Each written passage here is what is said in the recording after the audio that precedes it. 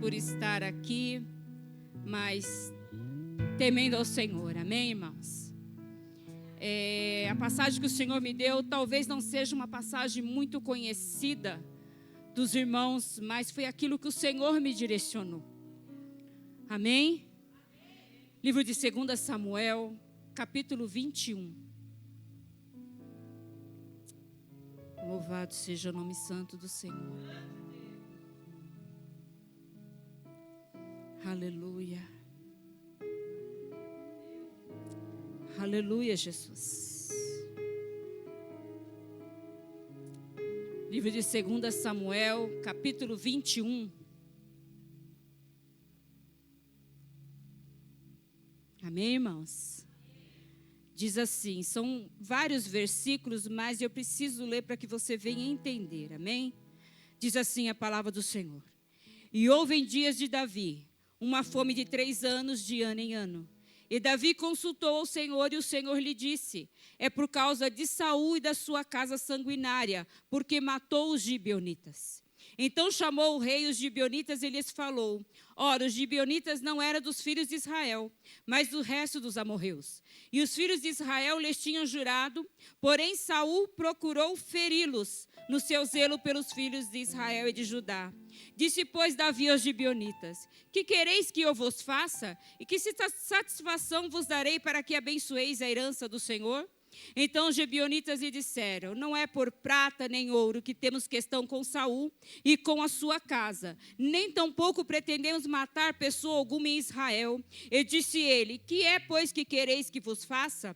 E disseram ao rei, quanto ao homem que nos destruiu e procurou que fôssemos assolados, sem que pudéssemos subsistir em termo algum de Israel, de seus filhos se nos deem 7 homens, para que os enforquemos ao Senhor em Gibeá de Saul, o eleito do Senhor. E disse o rei, eu os darei. Porém o rei poupou a Mefibosete, filho de Jonatas, filho de Saul, por causa do juramento do Senhor que entre eles houvera, entre Davi e Jonatas, filho de Saul. Porém tomou o rei os 2 filhos de Rispa, filha de Aia. Quero que a igreja guarde esse nome, amém? Qual é o nome? Não, qual é o nome? Rispa. Vou ler novamente. Porém, tomou o rei os 2 filhos de Rispa. Filhos de quem? Filha de Aia, que tinha tido de Saul saber, Armoni e Mefibosete.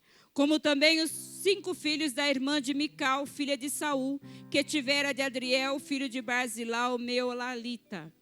E os entregou na mão dos gibeonitas, os quais os enforcaram no monte, perante o Senhor. E caíram estes 7 juntamente e foram mortos nos dias da cega, nos dias primeiros, no princípio da cega das cevadas.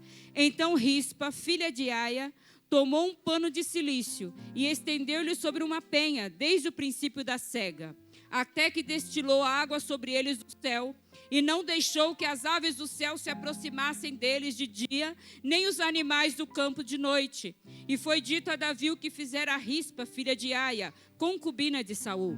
Então foi Davi e tomou os ossos de Saul e os ossos de Jonatas, seu filho, dos moradores de Jabes de Gileade, os quais os furtaram da rua de Bet-Seã, onde os filisteus os tinham pendurado, quando os filisteus feriram a Saul em Gilboa. E fiz subir dali os ossos de Saul e os ossos de Jonatas, seu filho, e ajuntaram também os ossos dos enforcados. E enterraram os ossos de Saul e de Jonatas, seu filho, na terra de Benjamim, em Zelá, na sepultura de Quis, seu pai. E fizeram tudo o que o rei ordenara. E depois disso, Deus se aplacou para com a terra. Amém? Uma leitura um pouco extensa, mas era necessário ler. A igreja pode se assentar, amém?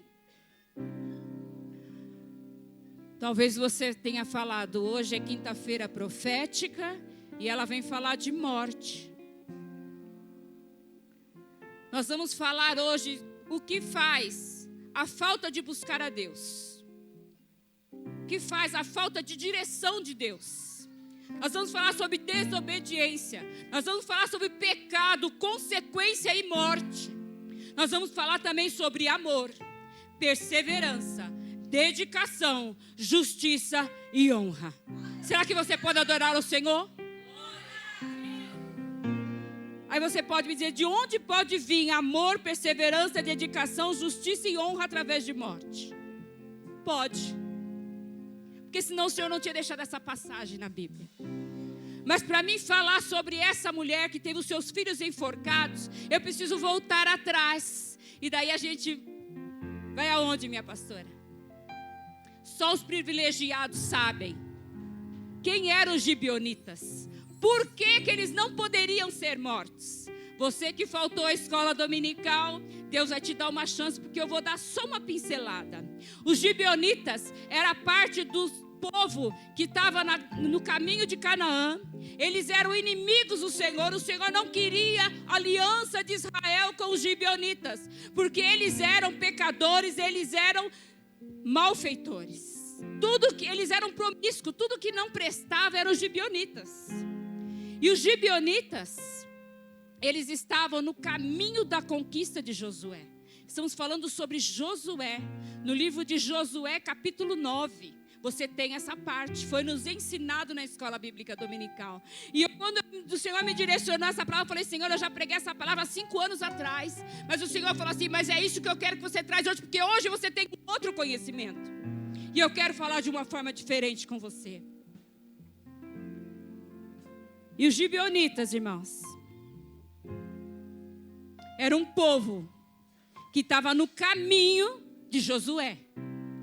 Josué tinha acabado de entrar em Canaã e estava conquistando a terra que o Senhor tinha jurado a dar a Israel. Eles tinham derrotado Jericó e Ai. E a próxima cidade que estaria no caminho de Josué eram os gibeonitas. Só que daí os gibeonitas, muito espertos, eles falaram assim, mas peraí, eu conheço a fama deles, eles estão vindo aí, nós não vamos sobreviver. O que eles fizeram então, irmãos? Eles se ajuntaram e armaram para enganar Josué. O meu inimigo e o seu inimigo, ele estuda a minha e a sua vida, para saber aonde ele vai nos atingir, o que ele vai fazer para nos fazer parar. E muitas das vezes nós negligenciamos o inimigo. Pensamos que, historinha de diabo, não estou vendo ninguém de chifre nem de rabo. Cuidado. Cuidado, porque ele está onde você menos espera. Aquilo que você fala não tem nada a ver, é uma brecha para ele entrar na sua vida. E diz que eles se reuniram. Já sabia que Josué era um homem bondoso, que tinha um coração bom. Então eles armaram uma estratégia para enganar o líder de Israel. E eles conseguiram. Me pergunta como? Josué não consultou a Deus. Um líder escolhido por Deus, na hora de tomar uma decisão, ele não consultou a Deus. Ele aceitou aqueles homens que vieram disfarçados e prometeu guardar eles, que ninguém poderia fazer mal a eles, ninguém poderia tocar eles. Fez um pacto com eles. Só que nada fica encoberto aos olhos de Deus, irmãos. Depois de 3 dias, Josué descobriu que eram os seus vizinhos, os gibeonitas. E agora? O que fazer quando eu fiz aliança com o meu inimigo? O que fazer? Não podia mandar embora, não podia tocar, porque foi feito um juramento perante o Senhor e perante todo o povo. Olha a situação desse líder. Olha a situação desse líder por tomar uma decisão sem consultar a Deus. Mas a diferença do líder escolhido por Deus, irmãos, é que ele reconhece quando ele erra. E daí Josué foi buscar de Deus uma estratégia para conviver com aquelas pessoas, mas continuar na sua caminhada. Conviver. E diz que assim Josué colocou aqueles gibeonitas, ao qual Deus falou que não era para fazer aliança, mas que já tinham se infiltrado no meio, e prometeu não tocar neles.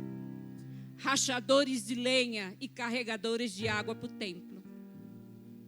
Não, você não entendeu. Aqueles que vieram, que tramaram contra Josué, se tornaram escravos de Josué, do povo de Israel. Eram eles que rachavam as lenhas para o sacrifício no templo. Eram eles que carregavam as águas para o templo. O Senhor, Ele torna o mal, até aquilo que vem contra a sua vida, Ele torna em bênção para a sua vida. E assim foi esse pacto. Josué morreu, teve as suas conquistas, e o tempo passou. Mas o pacto continuava. Por quê? Porque foi pacto perante os... Na morte de Josué, entra o tempo dos juízes. Juízes fala de arrependimento. O Senhor enviava juízes para livrar o povo de Israel. O povo de Israel continuava a fazer o pecado, continuava na idolatria. Mas quando Deus permitia eles cair na mão do inimigo, eles clamavam e o Senhor levantava juízes. Alguns dos juízes, Sansão, Débora, Jefté, Gideão, juízes que foram levantados. Só que daí o povo começa a reclamar, fala assim: não queremos mais juízes, queremos um rei como as outras nações. E aí é levantado Saul, o grande rei Saul, formoso, se destacava entre todos de Israel. Mas um rei que deixou a soberba entrar no seu coração. Um líder que deixou a soberba entrar no seu coração e foi fazer aquilo que não era da vontade do Senhor. E um desses atos, ele violou o pacto. A consequência quando você faz um pacto com o Senhor, a consequência quando um dia você levanta a mão para o Senhor e depois você sai dos caminhos do Senhor, a consequência vem, irmãos. A consequência vem, pode não vir para você, mas ela chega. Pode chegar naquele grande dia, quando o Senhor vier chamar a tua igreja e você tiver com o teu pacto violado, você não vai entrar. É consequência de atitudes impensadas, alianças erradas. A consequência vem. E Saul matou os gibeonitas, quase exterminou os gibeonitas. Só que Saul também morreu. E no reinado de Davi, começo do reinado de Davi, fome sobre Israel. 3 anos de fome. E Davi foi consultar ao Senhor para saber o que era aquela fome. Davi, um rei segundo o coração de Deus, um homem segundo o coração de Deus, ele foi consultar a Deus. E Deus fala que foi por causa que Saul violou o pacto.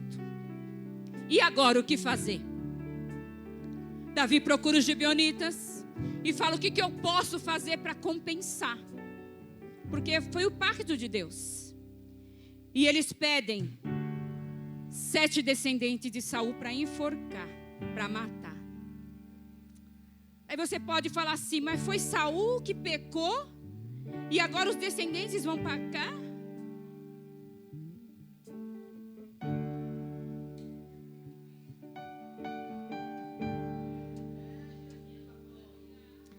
Em Deuteronômio 24:16 fala assim: os pais não serão mortos em lugar dos filhos, nem os filhos em lugar dos pais. Cada um morrerá pelo seu próprio pecado, pois Deus é justiça. Mas por que Deus será que permitiu que Davi entregasse os 7 filhos? Fala assim: por causa de Saul e da sua casa sanguinária. Então pode ser que os filhos dele participaram dessa matança. E agora? Saul falou: vou entregar. Poupou o filho de Jonatas, porque ele tinha uma aliança com Jonatas, de cuidar da casa de Jonatas, de ser fiel ao teu amigo. Mas os outros, os que tinha, ele entregou.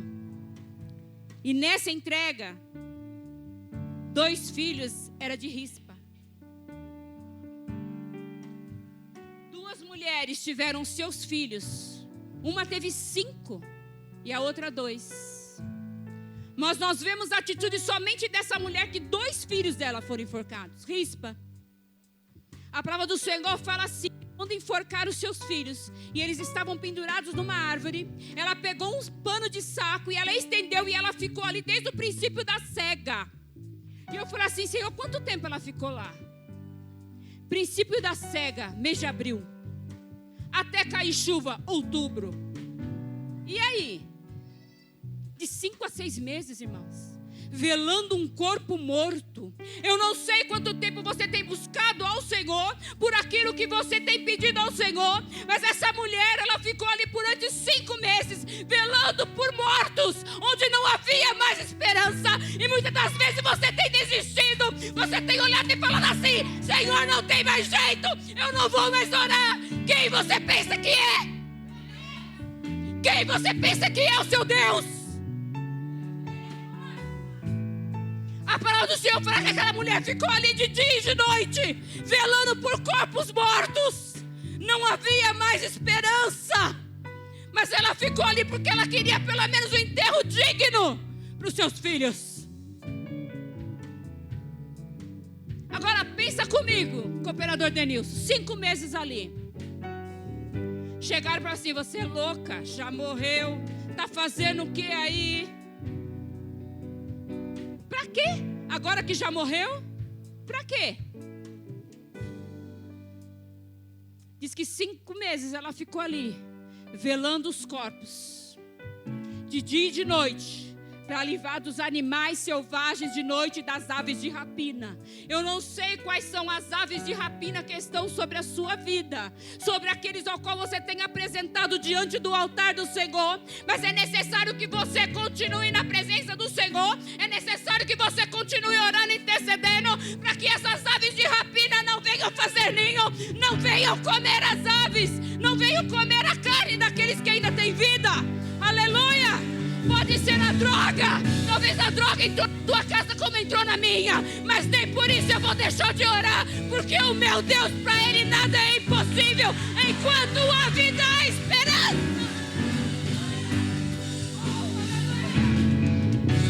Quantas vezes eu falei: Senhor, não vou orar mais, e o Senhor fala: não para, porque eu estou falando para você não parar. E quem sou eu para contender com o meu Deus? E ontem, quando eu estava ali nessa palavra estudando, veio uma situação que entristeceu o meu coração. Eu subi para minha casa e fui fazer bolinho de chuva. Fui fazer bolinho de chuva para o meu neto, irmãos. E daí eu coloquei um louvor e comecei a ouvir aquele louvor, e o Senhor começou a ministrar o meu coração. E essa passagem aqui é para mim, primeiramente.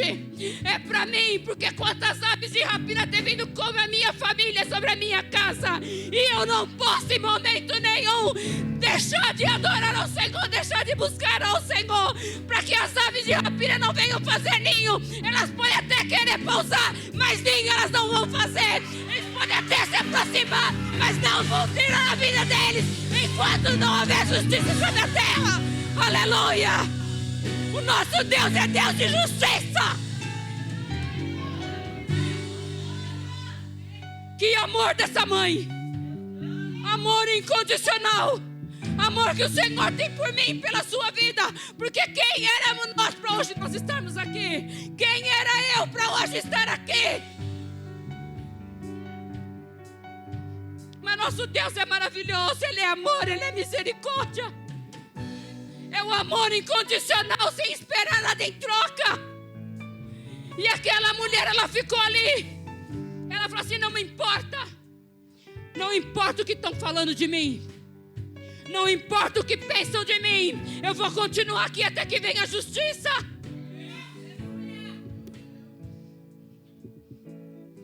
Era a dignidade dela.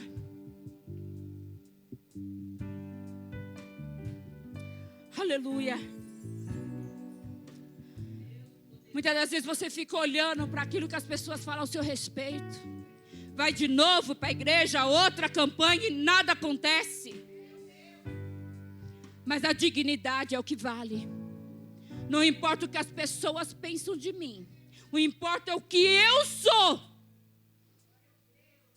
Onde as pessoas não me veem. O que importa é o que eu sou fora deste lugar. Porque eu não posso ser crente somente neste lugar. Eu tenho que buscar o Senhor no dia a dia.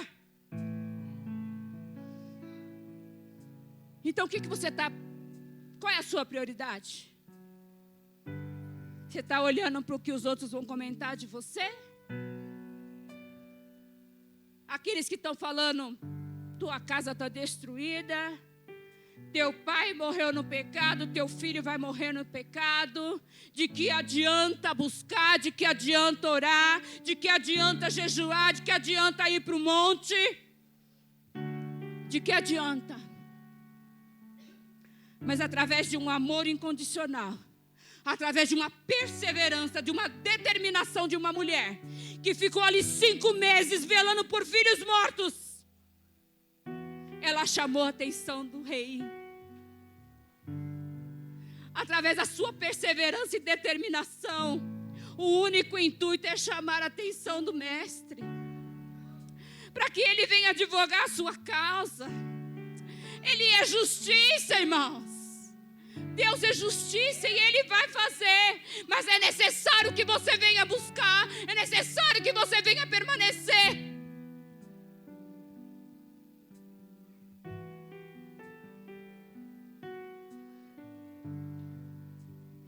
Nada está morto. Aquela mulher, durante 5 meses, ela ficou ali. Naquele lugar, protegendo os corpos dos seus filhos. E naquela época, não podia, irmãos, o enforcado que foi pendurado numa árvore, ficar ali. Tinha que ser retirado, não podia passar nenhum dia, nenhuma noite. Tinha que ser tirado. E esses 7 ficaram ali durante 5 meses. Ela viu aqueles corpos se decomporem, mas ela não saiu dali. Ela não saiu dali, ela não desistiu. Enquanto ela não chamou a atenção do rei.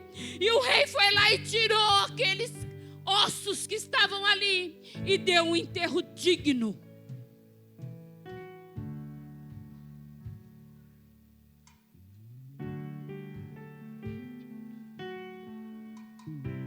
Justiça de Deus.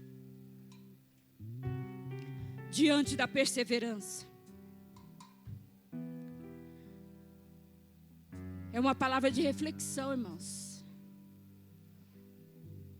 Nós estamos aqui em perfeita saúde. Eu dei umas 6 horas, me atacou uma dor nas costas que eu não estava aguentando andar. Eu cheguei aqui meia travada. E na medida que eu estou pregando, essa dor está passando. Aleluia! Se eu ficasse na minha casa, prostrada, será que eu agradaria ao Senhor? Se eu tivesse falado para minha mãe, que eu estava com a minha mãe falar, fica em casa, filha, de novo você vai na igreja. Mas eu venho porque eu necessito. Porque se eu não vier, eu sei que quando o diabo ele vir com a armadilha sobre a minha vida, eu posso cair. E a palavra do Senhor fala que aquele que está em pé vigia para que não caia. Porque o diabo está ao nosso derredor. Ele está nos estudando. Ele sabe as suas manias. Ele sabe as suas vontades. Ele sabe os seus desejos. Ele sabe. Porque muitas das vezes nós falamos. E ele sabe também quando nós murmuramos. Foi falado aqui. Se você deixar de murmurar e adorar. E foi isso que eu fiz ontem. Eu deixei aquela situação. Coisa que eu não faço, irmãos. A Carol sabe que eu não faço. Eu liguei a minha televisão bem alto e coloquei o louvor e fiquei ouvindo o louvor. E fazendo bolinho de chuva para o meu neto. Eu precisava da presença do Senhor. Falei, Senhor, é uma palavra muito forte. Se a sua presença não for comigo, de que maneira eu vou transmitir essa palavra para a tua igreja? Porque é quinta-feira profética, sim, irmãos. Mas se você não perseverar, se você não buscar, se você sair daqui e esquecer a palavra que foi mencionada aqui, não adianta. Não adianta, é necessário ter renúncia, é necessário ter busca, perseverança, determinação. Porque a desobediência, ela gera pecado, irmãos. E o pecado, a consequência é a morte. Então eu não sei quanto tempo você tem orado por uma determinada situação. Eu não sei quanto tempo você tem aguardado as promessas que o Senhor tem feito na sua vida. Mas continua. Não é para você parar. Não olhe as circunstâncias ao seu redor. Não olhe aqueles que tentam te fazer parar, não. É você que tem que ter convicção em Deus daquilo que Ele te prometeu. Daquilo que Ele te prometeu. A igreja se coloca em pé. Amém? E o louvor que eu estava ouvindo ontem, eu mandei mensagem para o nosso levita, diácono Júlio César, e falei, você conhece? Ele falou, conheço. Eu falei, tem como louvar amanhã? Porque esse louvor, eu vou oferecer para uma pessoa que passa lutas e batalhas. Todo mundo aqui passa lutas e batalhas. Mas é para uma pessoa especial. Eu não vou citar nomes, mas eu desejo para uma pessoa especial. Porque esse louvor me confortou, me colocou de pé novamente, e fez eu tirar os olhos da circunstância que eu estava passando, e fez eu colocar os meus olhos diante do Senhor, porque aquele ao qual eu tenho buscado, aquele eu tenho entregado nas mãos do Senhor, eu sei que no tempo certo o Senhor, Ele há de fazer. Eu não sei de que maneira vai ser, mas eu sei que Ele vai fazer. Aleluia. E que você tenha essa convicção também. Amém? Aleluia. Adora junto com o ministério de louvor, irmãos. Aleluia.